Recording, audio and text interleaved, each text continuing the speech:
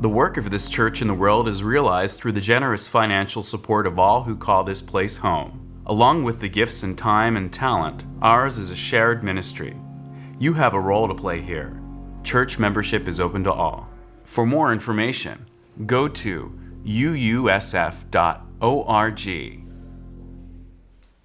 Our reading this morning is taken from Braiding Sweetgrass, Indigenous Wisdom, Scientific Knowledge, and the Teaching of Plants by Wall Kimmerer. Wall Kimmerer is a botanist, and she's a member of the Citizen Potawatomi Nation.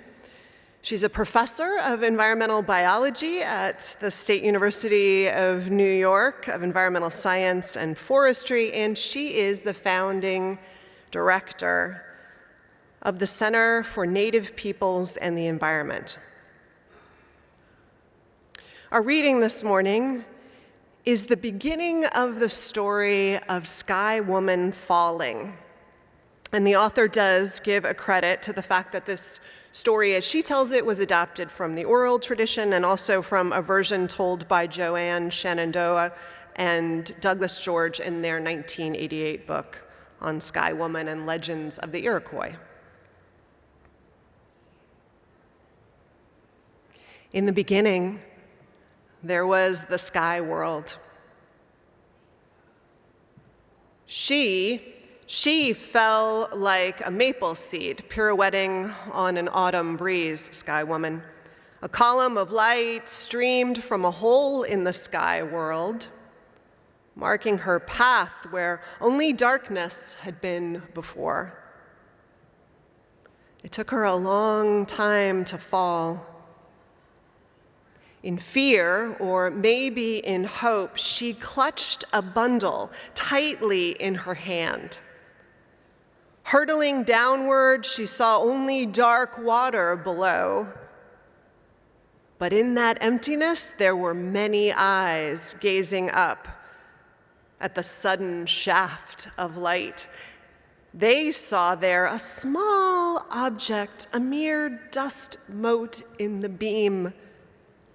As it grew closer, they could see that it was a woman, arms outstretched, long black hair billowing behind as she spiraled toward them.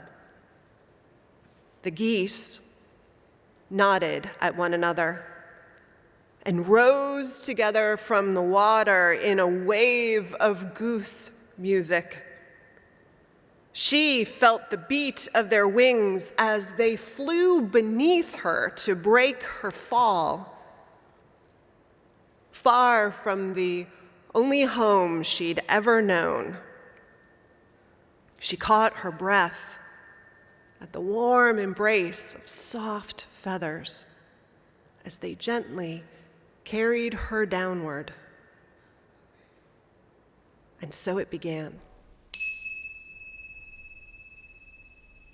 Well, we left Sky Woman. She was being caught on the wings of geese. Far from the sky world, the only home she'd ever known, her hand clutching a bundle of we know not yet what. But even the start of her journey is far from over, it turns out. These geese could not hold her for long, the story goes. So we return to the telling. So they called a council to decide what to do. Resting on their wings, she saw them all gather, loons and otters and swans and beavers and fish of all kinds. A great turtle, floated in their midst and offered his back for her to rest upon. The others understood that she needed land for her home and discussed how they might serve her need. The deep divers among them had heard of mud at the bottom of the waters and agreed to go find some. Loon dove first, but the distance was too far, and after a while he surfaced with nothing to show for his efforts. One by one, the other animals offered to help: otter, beaver, sturgeon. But the depths, the darkness, and the pressures were too great for even the strongest of swimmers. They returned, gasping for air, their heads ringing. Some did not return at all. Soon, only little Muskrat was left, the weakest diver of all. He volunteered to go while the others looked on doubtfully. His small legs flailed as he worked his way downward, and he was gone a very, very long time. They waited and waited for him to return, fearing the worst for their relative, and before long, a stream of bubbles rose with the small, limp body of Muskrat. He had given his life to aid this helpless human. But then the others noticed that in his paw was tightly clenched, and when they opened it, that there was a small handful of mud. Turtle said, "Here, put it on my back. I'll hold it."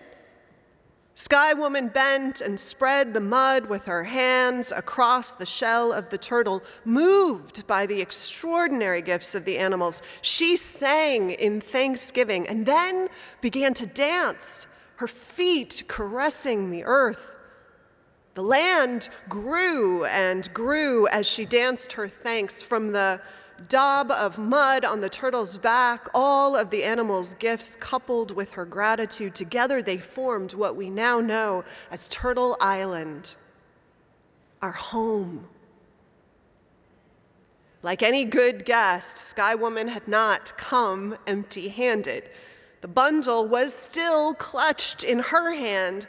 When she toppled from the hole in the sky world, she had reached out to grab the tree of life that grew there. In her grasp were branches, fruits, and seeds of all kinds of plants. And then she scattered them onto the new ground and carefully tended to each one until the world turned from brown to green.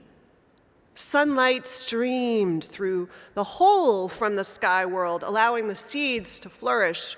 Wild grasses, flowers, trees, and medicines to spread everywhere.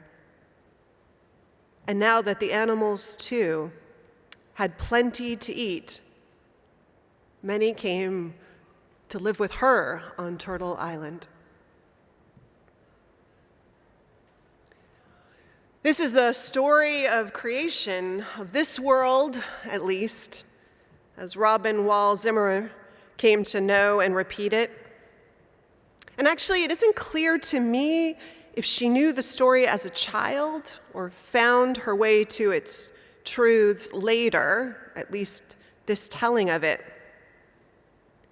But it is clear from listening to her that she knew many of the truths it would teach in her growing up and wandering of the forests and the natural landscape of New York State as a child, where she fell in love with who and what she found there.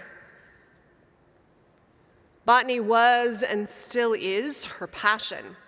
She went on to study it in college and graduate school. But what she encountered in the hallowed halls of academia was such a different relationship to the natural world.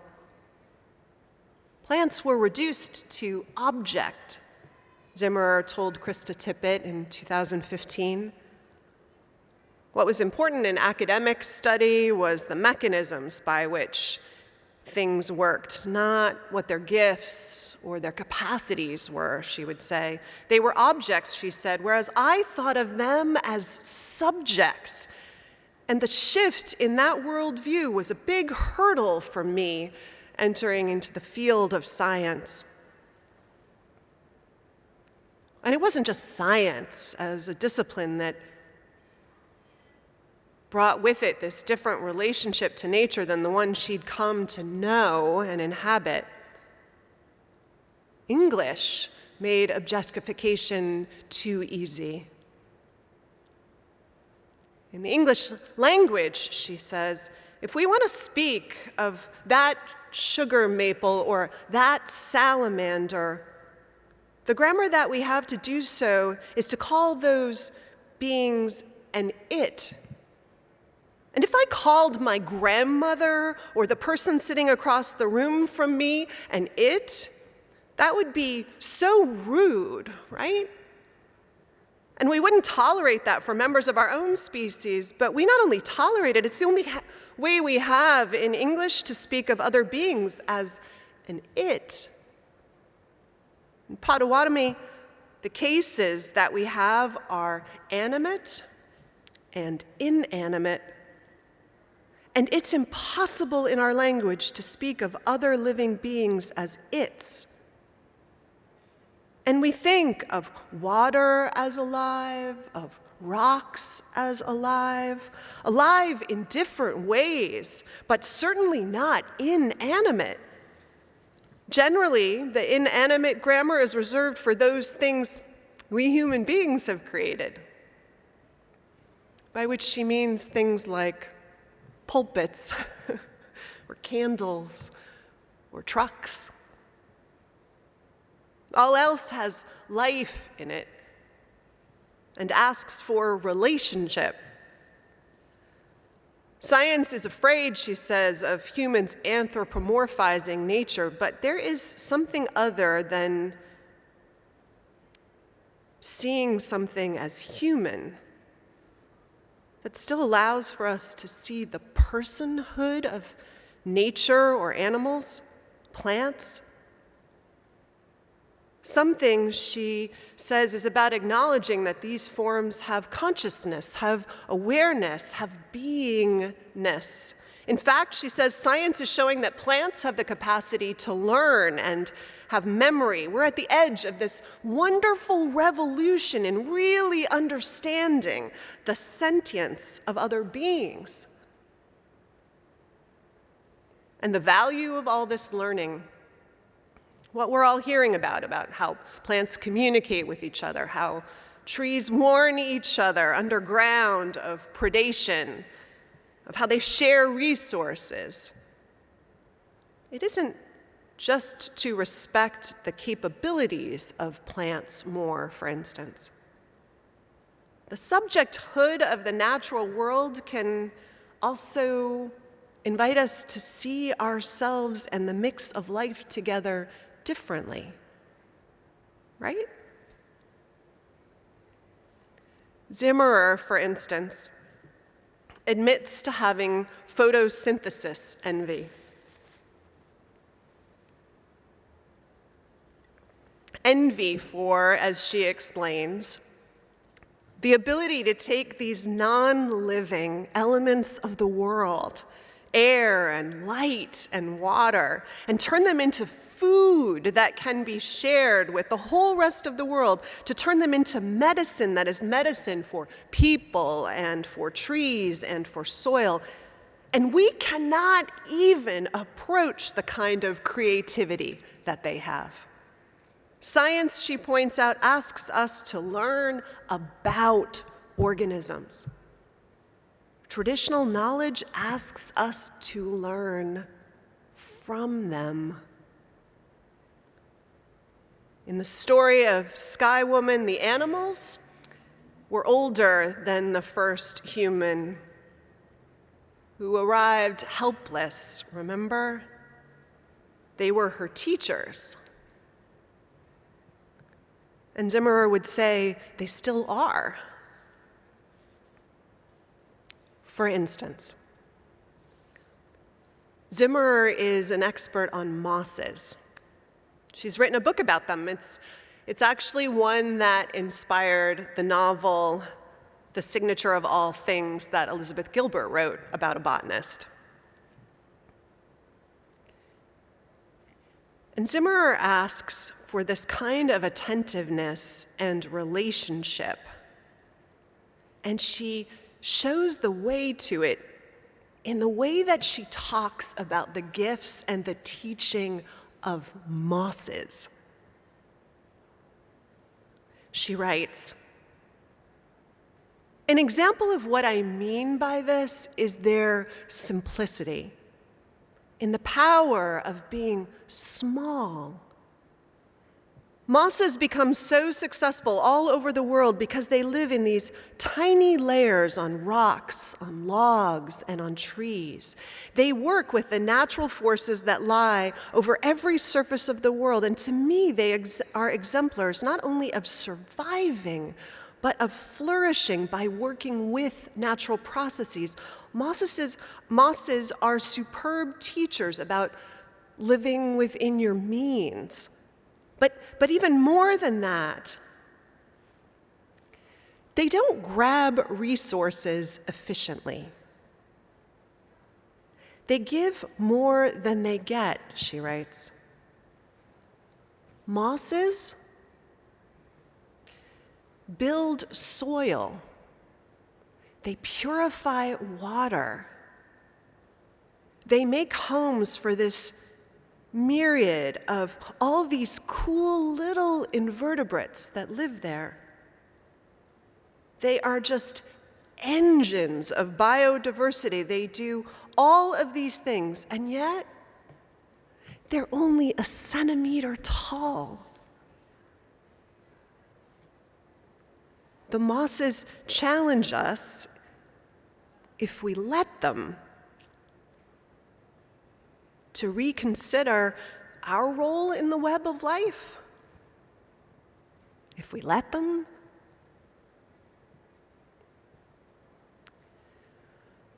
I remember a friend once talking about when she got glasses for the first time. She was a small child, and when she put them on, she was standing outside in her front yard, and she was flabbergasted.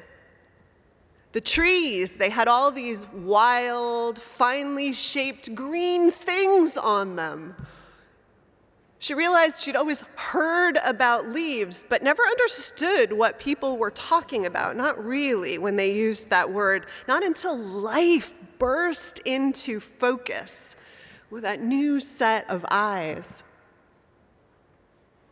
Reading Robin Wall Kimmerer feels a bit like that for me, about seeing the world through her eyes, this world that comes into a new kind of focus with new texture and understanding and appreciation. All the different relationships that are part of this way of being in and in relationship to the world, and the power of it. Kimmerer alludes to the ways that this way of seeing and being in relationship is reinforced in her life by a whole lot of cultural practices and norms, including, not insignificantly, of course, the foundational story of Sky Woman falling and how the world began. Nature as a thing, no, not as a thing to be used up. Nature not as a thing to be judged simply by what it has done for us lately, or the joy it's even given us, or the price we can put on it. Nature as this whole world that pre-existed, that caught us, that gave their lives to make a place for us, that were our first teachers, our first family, our forever family. As this place that Sky Woman brought her gifts, and with muskrat's sacrificial mud and on the back of the turtle struggling to hold her because she needed a place to stand. Together they danced with sun and mud and creative commitment into making a world where they could all find a better life together. And I think about that in comparison to some of the foundational stories that live and haunt in the corners of our own culture.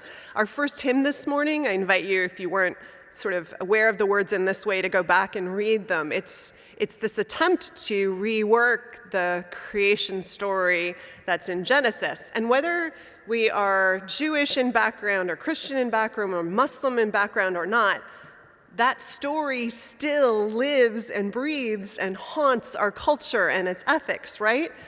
And another version of the story, other than the hymn lyricist trying so valiantly, as so many of us are, to recast even that story so it lives differently in our consciousness and invites us differently into the world.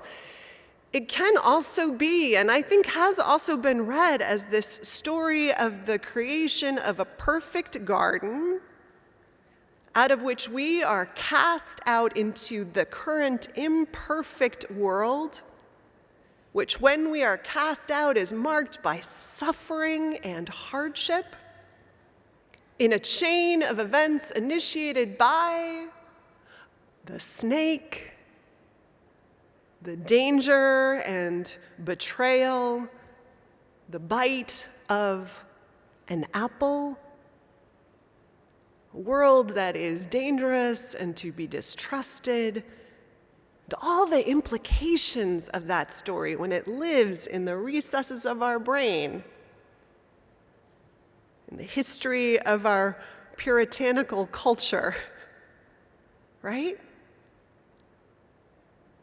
Because I think when we pay attention to stories, we have to realize no story that we tell is without moral content or implications. I was even thinking, in reflecting on this, how the way we tell the story of evolution has a subjecthood and a choice about where the emphasis gets told, right?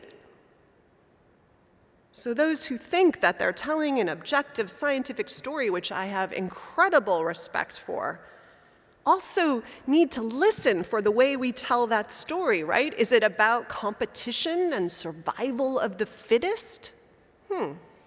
That is a piece of it. Is it about nature with its amazing ability to adapt and mutate infinitely? Does that get us off the hook for breaking our own destructive habits? Our stories and the way we tell them, it's clear, are not saving us. It's clear not just our habits and our laws, but maybe our stories need some challenging and some creative changing in the way we tell them.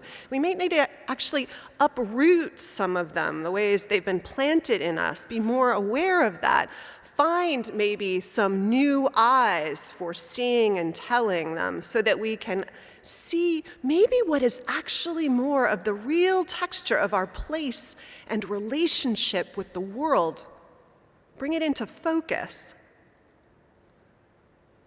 And most of us, those of us who are not from communities who own the story of Sky Woman falling as their own, we can't just take that story. But we have to find ways to tell versions of our own. The ones that speak with love and respect and mutuality about our place and the order of things. No, not things. The order of persons, of life. And then piece it together ourselves as this sort of religious venture, salvific venture that we are engaged in, need to be engaged in. Well, may the ways in which we do that, or maybe the ways in which we're already doing that, be blessed and bring this story of life and relationship to life and personhood and relationship to the personhood of plants and animals and landscapes. May they be stories that are grounded in connection and reciprocity. The way Daniel's is of the woods if you listen to his reflection today, the woods that catch and hold him through the uncertainty and upheaval of pandemic, that then calls him and all of us to hold them too.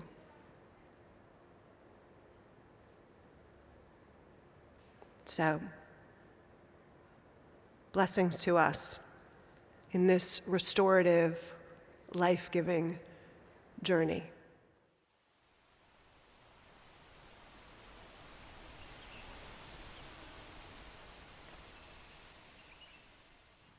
I grew up in northern Delaware, a few miles from President Biden's house. If you know what the suburbs far outside of New York or Washington, D.C. look like, that's the general idea. Classic 4 seasons, pretty rainy. In the summer, the landscape is very, very green compared to California. I spent much of my summers in that nature and humidity. I played tennis, went to day camp at state parks, and mountain biked. Every year, about 10 families from my Unitarian Universalist church would take a long weekend camping together in the Poconos Mountains north of Philadelphia. We would enjoy nature and the power of water in all of its forms. We swam in the lake, went whitewater rafting down a nearby river, and inevitably, we would experience pouring rain at least one evening of the trip. We would huddle under tarps and canopies, playing card games, and run to the bathhouse when a moment of lighter rain came. One of my earliest childhood memories is when I was 4, waking up in the middle of the night to a flooded tent.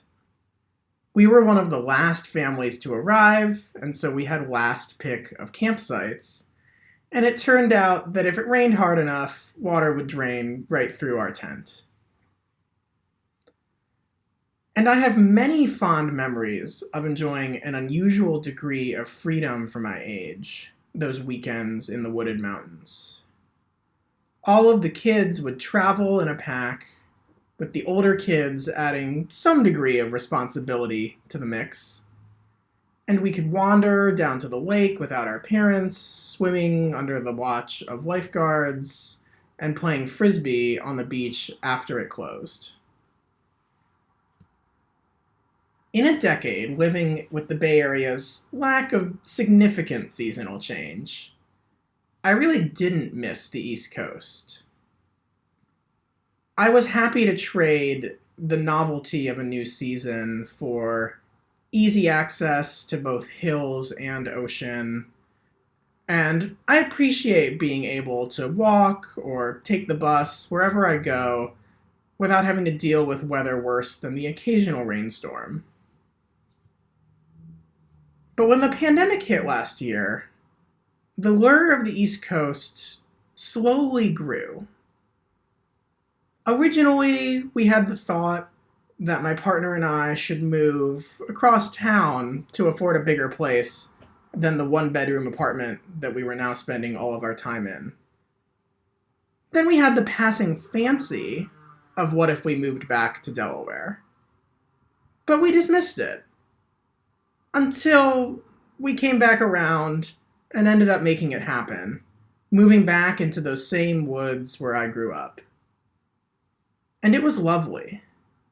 We lived in Delaware through every season, starting with the humidity of the end of last summer, through the yellows and oranges of fall, followed by the chill and occasional snow of mid-Atlantic winter, and then the glory of spring. We relearned how warm 50 degrees and sunny can feel when it's early March. I don't think of myself as someone with a deep spiritual connection to nature. and I feel very at home in San Francisco after my decade here. But there was something very comforting about being back in those woods, re-immersed in the climate and landscape where I lived my first 18 years. In such an uncertain time, the feel of the rhythm of the seasons was comforting and familiar. And when the world around me was so dynamic, the feel of the air changing, the color of the leaves progressing, the snow slowly melting, the plants re-emerging in spring, it encouraged me to be mindful as I took my dog out for walks. There was always something new to notice. Now, I am back in San Francisco, experiencing my first California autumn since 2019. And I am once again appreciating the novelty and the feel of this season in my new home.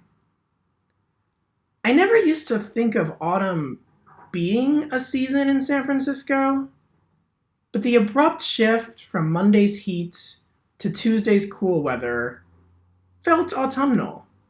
And once again, the novelty is prompting me to be mindful of the little details of how the air feels and how the sunlight looks.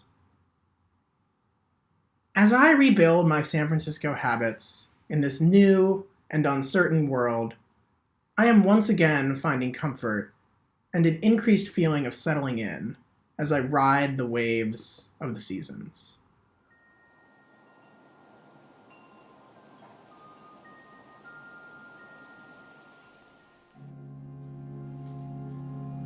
The work of this church in the world is realized through the generous financial support of all who call this place home. Along with the gifts and time and talent, ours is a shared ministry. You have a role to play here. Church membership is open to all. For more information, go to uusf.org.